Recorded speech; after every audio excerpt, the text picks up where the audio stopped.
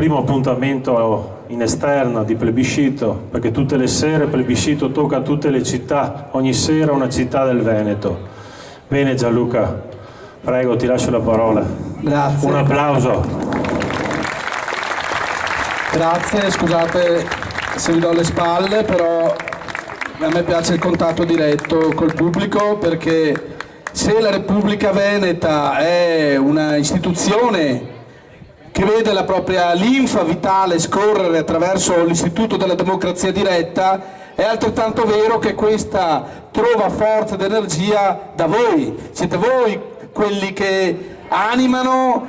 creano e danno forza a questa istituzione attraverso le vostre decisioni, attraverso l'assunzione di responsabilità di cui abbiamo dato prova tutti assieme dal 16 al 21 marzo con il referendum di indipendenza del Veneto, che ha cambiato il corso della nostra storia e ha tracciato un solco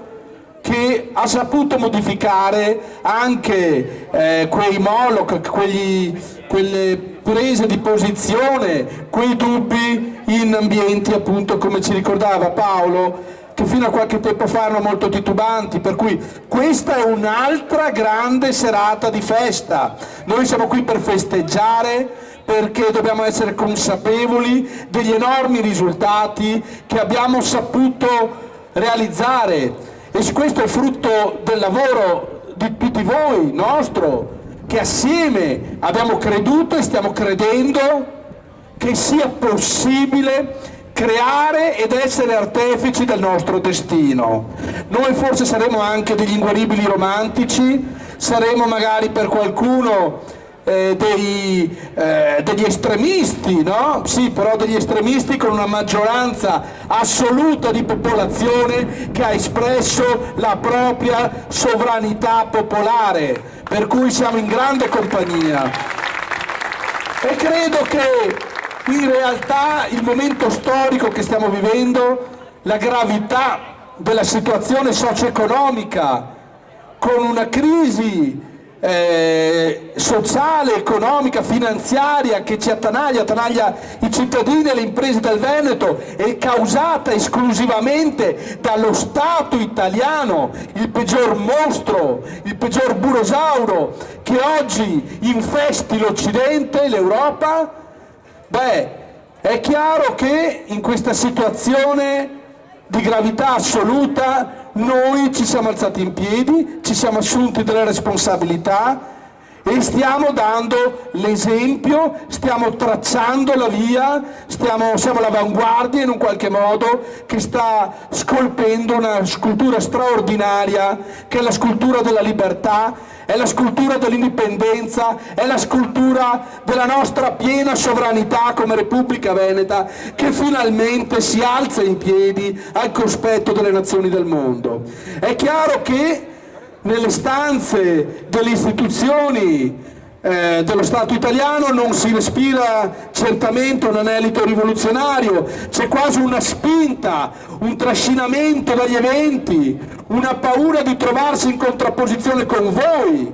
Questo muove probabilmente queste sale e questi rappresentanti, a maggior ragione in questi giorni in cui c'è il tintinnio delle manette, il tintinnio delle irresponsabilità dei mediatori politici che si sono messi tra di noi e le nostre speranze, tra di noi e il nostro destino, tra di noi e quello che era giusto per noi, facendo un'opera di furto delle nostre risorse, del nostro lavoro, ma anche delle nostre speranze, del nostro futuro. Questi signori che oggi, in questi giorni, hanno infangato il nome di Venezia e della Repubblica Veneta, non la possono passare liscia. Questo vento che fa garrire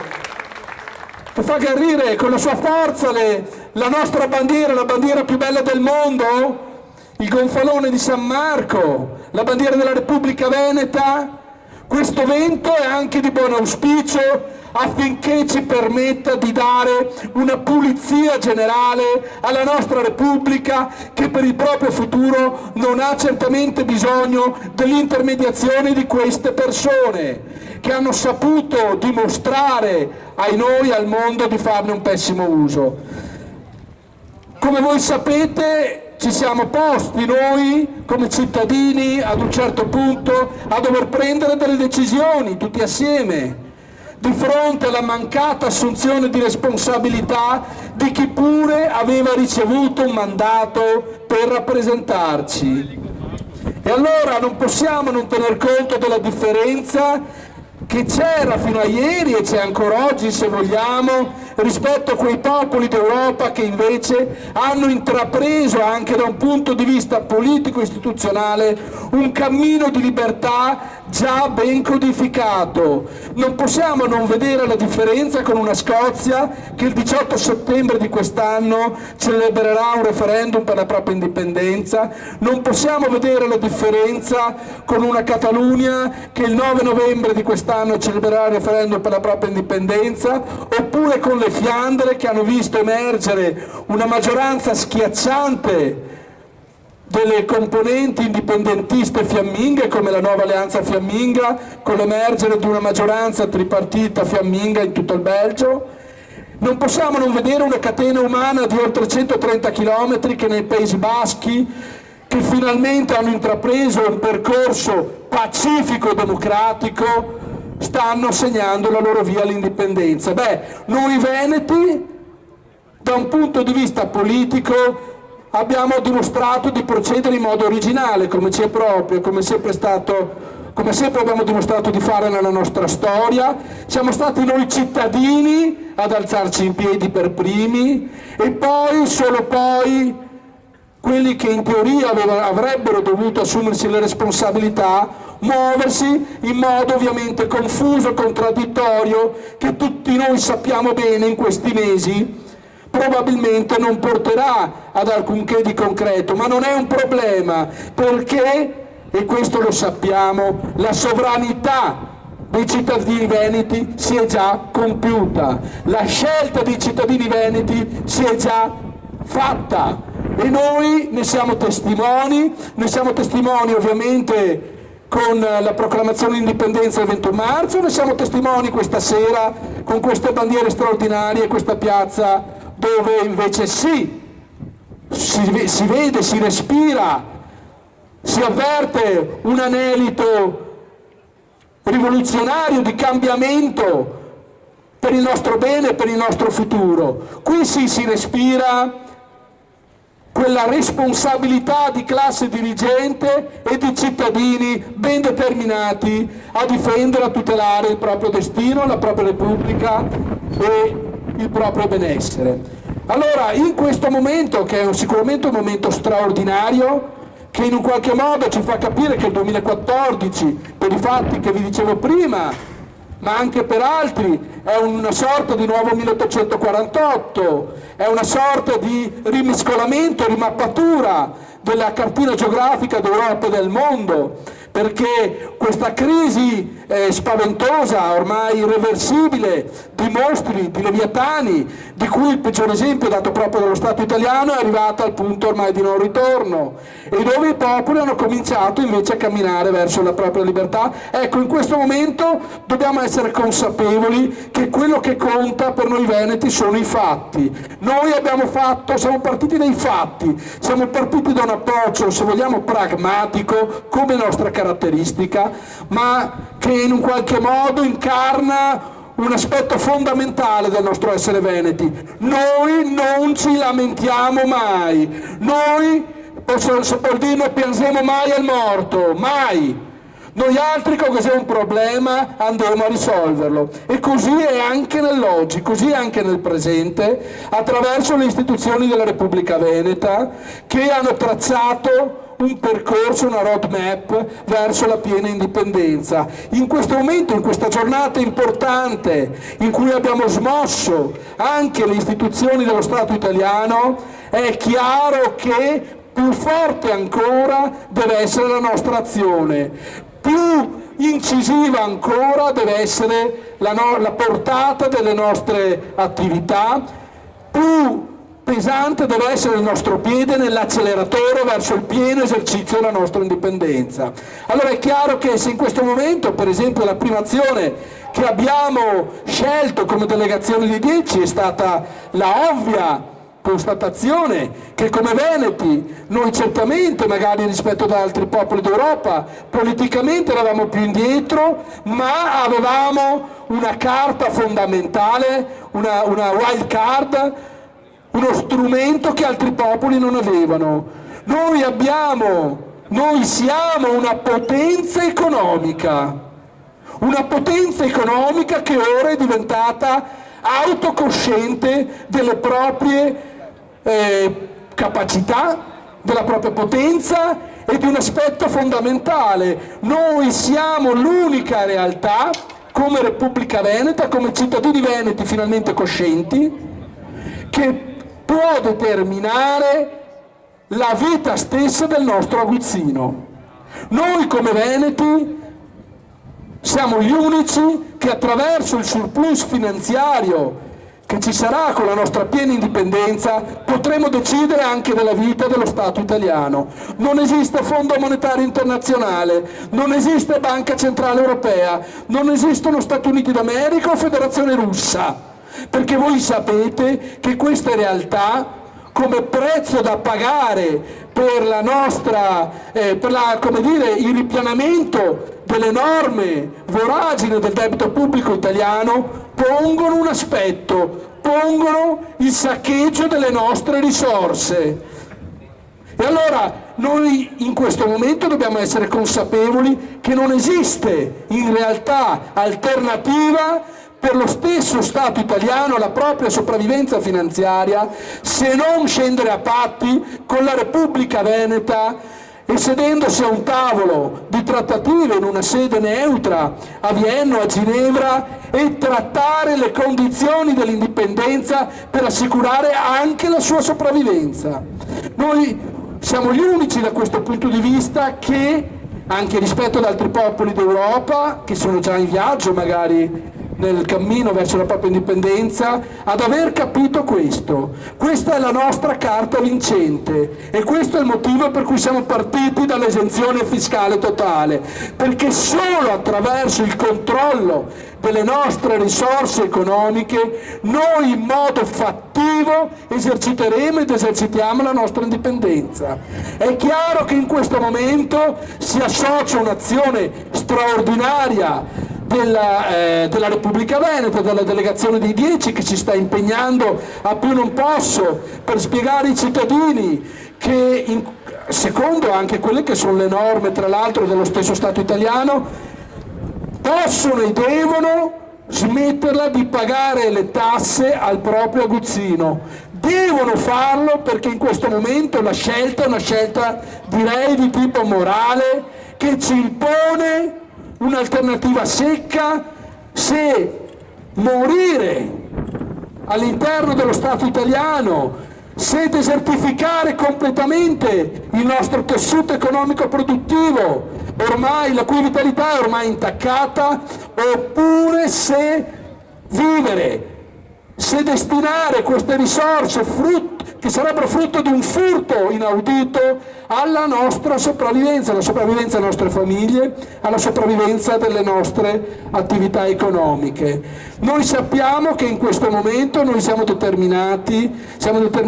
a portare avanti questo percorso pacifico e democratico, ma determinato e risoluto verso l'incarnazione e la costruzione del nostro stesso destino di popolo indipendente. E non ci limiteremo a questo, vi do altri spunti. Come già segnalato nei giorni scorsi, lo Stato italiano ha cominciato a ritardare per esempio il pagamento delle pensioni. Lunedì dell'altra settimana, anzi cos'era, martedì, subito dopo il giorno di festa, quando molti di voi sono andati, molte persone magari che sono in pensione, sono andati a ritirare i propri soldi, si sono sentiti dire dagli uffici postali che soldi non ce n'erano. che bisognava aspettare il pagamento dei bollettini. Questo è un fenomeno che sta avvenendo a macchia di leopardo.